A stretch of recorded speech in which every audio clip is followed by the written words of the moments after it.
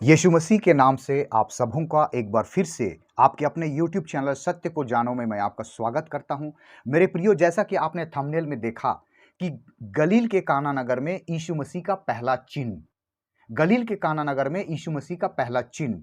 और इसलिए मेरे प्रियो, मैं आपसे पूछना चाहता हूं कि गलील के काना नगर में यीशु मसीह ने अपना पहला चिन्ह दिखा करके किसकी महिमा प्रकट की। गलील के काना नगर में यीशु मसीह ने अपना पहला चिन्ह दिखा करके किसकी महिमा प्रकट की। कुछ लोग कहेंगे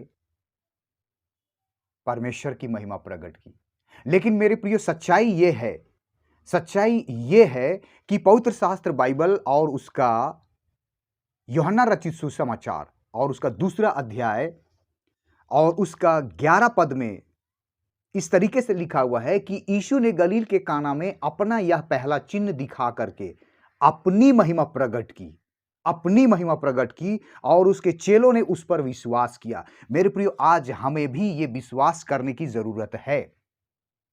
हमें भी आज ये विश्वास करने की जरूरत है कि पुराना नियम का यहोवा नया नियम का यीशु मसीह है। पुराना नियम का यहोवा नया नियम का यीशु मसीह है। और इसीलिए बाइबल में लिखा हुआ है, यशायाह का पुस्तक और उसका 8 पद में लिखा हुआ है, मैं यहोवा हूं, मेरा नाम यही है, अपनी महिमा मैं दूसरे को ना दूंगा और जो स्तुति मेरे योग्य है वह खुदी हुई मूर्ति को ना दूंगा। और यहां पर यीशु मसीह जो काम करते हैं और उसका पूरा क्रेडिट वो खुद ही लेते हैं, क्योंकि वो परमेश्वर है। पानी को दाखरस में कन्वर्ट करके वो क्या दिखाना चाहते हैं? गलील का पहला ये जो मिरेकल्स है, वो पानी को कन्वर्ट करके दाखरस में प्रबंध करना, दाखरस में बदल देना। ऐसा करके यीशु मसीह क्या दिखाना चाहते हैं? ऐसा करके क्या दिखाना चाहते हैं? मेरे प्रियो, मैं बहुत थोड़े शब्दों में आपको बतलाना चाहता हूं कि जब अब्राहम के पास, चूंकि अब्राहम विश्वासियों का पिता कहलाया, अगर हम उसी के जीवन में हम देखते हैं कि अब्राहम जो विश्वासियों का पिता कहलाया, उसके पास कोई संतान नहीं था अपना, उसके पास कोई संतान नहीं था। और परमेश्वर ने उसको दर्शन दे करके उसको कहा कि बाबेल के ऊर नगर से निकल जाओ, अपने पिता के घर और घराने को भूल जाओ और मैं तुमको आशीष दूंगा और मैं तुमको वो सब कुछ दूंगा जो तुमको चाहिए। और इस रीति से हम लोग देखते हैं कि अब्राहम को 100 साल के उम्र में उसका बेटा इसहाक मिला। और इसहाक जब करीब करीब 10-12 साल का हो गया, तब परमेश्वर ने उसका परीक्षा लेना चाहा, उसका टेस्ट लेना चाहा, क्योंकि वचन में लिखा गया है, भजन संहिता 11 अध्याय और उसका भजन संहिता 11 अध्याय और उसका 5 पद, भजन संहिता 11 का 5 में लिखा हुआ है, यहोवा धर्मी को परखता है। अब्राहम विश्वास के द्वारा धर्मी ठहराया गया, अब उसके कर्म जो है परमेश्वर देखना चाह रहा था। और इसीलिए अब्राहम को परमेश्वर ने कहा कि अपने इकलौते बेटे इसहाक को मेरे लिए बलिदान करो। और इसहाक तैयारी किया और तैयारी करके वो लोग 2 दिन का सफर में चले गए। और जब वो सफर में चले गए, तब इसहाक जो सयाना था, इसहाक जो इतना जानता था कि बलिदान कैसे चढ़ाया जाता है। और इसीलिए उत्पत्ति का पुस्तक 22 अध्याय और उसका 7 और 8 को मैं आपके लिए पढ़ना चाहूंगा। उत्पत्ति का पुस्तक 22 अध्याय और उसका 7 और 8 को यहां पर लिखा हुआ है, इसहाक ने अपने पिता अब्राहम से कहा, हे मेरे पिता। उसने कहा, हे मेरे पुत्र, क्या बात है? उसने कहा, देख, इसहाक कह रहा है, देख, आग और लकड़ी तो है, पर होमबलि के लिए भेड़ कहां है? होमबलि के लिए भेड़ कहां है? यह इसहाक कह रहा है, लेकिन अब्राहम क्या कह रहे हैं? 8 में अब्राहम ने कहा, हे मेरे पुत्र, परमेश्वर होमबलि की भेड़ का उपाय आप ही करेगा। और वहां पर हम लोग देखते हैं 14 में, अब्राहम ने उस स्थान का नाम यहोवा यीरे रखा। इसके अनुसार आज तक भी कहा जाता है कि यहोवा के पहाड़ पर उपाय किया जाएगा। यहोवा यीरे परमेश्वर है। आपके किसी भी घटी और कमी को, जो आपकी जरूरत है, आवश्यकता है, उसको परमेश्वर आपके लिए प्रबंध कर सकता है। अब्राहम के लिए परमेश्वर ने उस मेमना, उस भेड़ का प्रबंध किया जो उस पहाड़ पर था। अपने बेटे को कुर्बानी नहीं दिया उसने। अपने बेटे को कुर्बानी देने का परमेश्वर ने मनसा को टाल दिया। टेस्ट में वो पास हो गया। और हम लोग देखते हैं कि परमेश्वर जो है उसके लिए एक होम बलि का, एक भेड़ का प्रबंध किया। और इसलिए पुराना नियम का यहोवा जो है वो यहोवा यीरे कहलाया, जो कि नया नियम में, हम लोग नया नियम में वही यहोवा परमेश्वर प्रभु यीशु मसीह बन करके गलील के काना नगर में आते हैं और अपना पहला चिन्ह दिखाते हैं। पानी को दाखरस में बदल करके वहां की कमी को पूरा करते हैं। वो यहोवा यीरे है, उपाय करने वाला परमेश्वर है। ये उपाय करके अपने आप को साबित कर रहा है। और इस रीति से मेरे प्रियो आपको बतलाना चाहते हैं कि एक बार यहूदियों के बीच में वाद विवाद हुआ।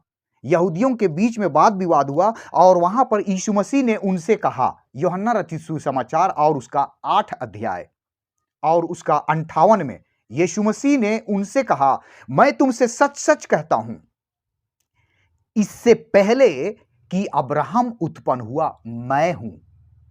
वो बता रहे हैं कि मैं पुराने नियम का परमेश्वर, वही मैं हूं परमेश्वर, मैं हूं, मनुष्य रूप लेकर के इस दुनिया में आ गया। और इसीलिए मेरे प्रियो एक और वचन है जो मैं आपको बताना चाहता हूं, जो यूहन्ना रचित सुसमाचार उसका 8 अध्याय, यूहन्ना 8 का 24 में कहा गया है, यदि तुम विश्वास ना करोगे कि मैं वही हूं तो अपने पापों में मरोगे। मेरे प्रियो, परमेश्वर एक परमेश्वर है। यीशु मसीह कल, आज और युगानुयुग एक समान है। वो मार्ग, सत्य और जीवन वो अकेला है। और इसीलिए प्रकाशित वाक्य में यूहन्ना जो है वो लिख रहे हैं, यूहन्ना लिख रहे हैं प्रकाशित वाक्य 1 अध्याय और उसका 8 पद में, प्रभु परमेश्वर जो है प्रभु यीशु मसीह, और जो था प्रभु यीशु मसीह, जो आने वाला है प्रभु यीशु मसीह, जो सर्वशक्तिमान है प्रभु यीशु मसीह, यह कहता है मैं ही अल्फा और मैं ही ओमेगा हूं। और इसलिए मेरे प्रियो एक बार फिर से पढ़ दे रहा हूं, ध्यान से सुनिएगा। प्रकाशित वाक्य 1 अध्याय और उसका 8 पद, प्रभु परमेश्वर जो है, जो था, जो आने वाला है, जो सर्वशक्तिमान है, यह कहता है मैं ही अल्फा और मैं ही ओमेगा हूं। और इसलिए मेरे प्रियो, यीशु मसीह ने एक बार कहा, मत्ती रचित सुसमाचार और उसका 11 अध्याय, मत्ती रचित सुसमाचार और उसका 11 अध्याय और उसका 25-26 में, मत्ती रचित सुसमाचार 11 अध्याय और उसका 25-26 में, उसी समय यीशु ने कहा, हे पिता, स्वर्ग और पृथ्वी के प्रभु, मैं तेरा धन्यवाद करता हूं कि तूने इन बातों को ज्ञानियों और समझदारों से छिपा रखा और बालकों पर प्रकट किया है। हां हे पिता, क्योंकि तुझे यही अच्छा लगा। मेरे पिता ने मुझे सब कुछ सौंपा है और कोई पुत्र को नहीं जानता। दूसरे शब्दों में, यीशु मसीह को कोई नहीं जानता। जानता है तो कितना जानता है? ये परमेश्वर का सेकंड पर्सन है, लोग समझते हैं। परमेश्वर स्वर्ग में है और एक उसका बेटा इस दुनिया में आ चुका है, ऐसा लोगों का है, बिलीव सिस्टम है। लेकिन मेरे प्रियो, मैं आपको बतलाना चाहता हूं, अदृश्य परमेश्वर का दृश्य रूप प्रभु यीशु मसीह है। और इसीलिए मत्ती रचित सुसमाचार 11 अध्याय और उसका 27 पद में यीशु मसीह ने ऐसा कहा, मेरे पिता ने मुझे सब कुछ सौंपा है और कोई पुत्र को नहीं जानता, केवल पिता, और कोई पिता को नहीं जानता, केवल पुत्र, और वह जिस पर पुत्र उसे प्रकट करना चाहे। प्रकट करना ना चाहे तो आप भी 3 परमेश्वर समझेंगे, आप भी 3 परमेश्वर समझेंगे। और इसलिए मेरे प्रियो, यीशु मसीह ने कहा, मार्ग, सत्य और जीवन मैं ही हूं। मार्ग, सत्य और जीवन मैं ही हूं। कोई बिना मेरे द्वारा पिता के पास नहीं पहुंच सकता है। और इसलिए परमेश्वर जो आत्मा है, परमेश्वर जो आत्मा है, आत्मा में होकर के उसने पृथ्वी की सृष्टि की, और जब सृष्टि बिगड़ गया, वही परमेश्वर आत्मा से कन्वर्ट होकर के देह में आ गया और उद्धार के कार्य को पूरा किया। जैसा कि वचन में लिखा गया है, इब्रानी 9 अध्याय 9 का 22 में, बिना लहू बहाए पापों की क्षमा नहीं है। और इसलिए वो परमेश्वर के पास जो लहू नहीं था, वो परमेश्वर मनुष्य रूप लेकर के हमारे लिए और आपके लिए आ गया, ताकि हमारे गुनाहों का सजा हमें ना मिले, हमारे गुनाहों का सजा जो मौत है वो हमें ना मिले, वरन हमें अनंत काल का जीवन मिले। और इसलिए मेरे प्रियो एक वचन मैं और आपके सामने पढ़ूंगा और फिर यूहन्ना रचित सुसमाचार 8 अध्याय और उसका 51 पद। यूहन्ना रचित सुसमाचार 8 अध्याय और उसका 51 पद। मैं तुमसे सच सच कहता हूं कि यदि कोई व्यक्ति मेरे वचन पर चलेगा तो वह अनंत काल तक मृत्यु को ना देखेगा। सो परमेश्वर इस छोटे से संदेश के द्वारा आप सबों को बहुतायत की आशीष दे।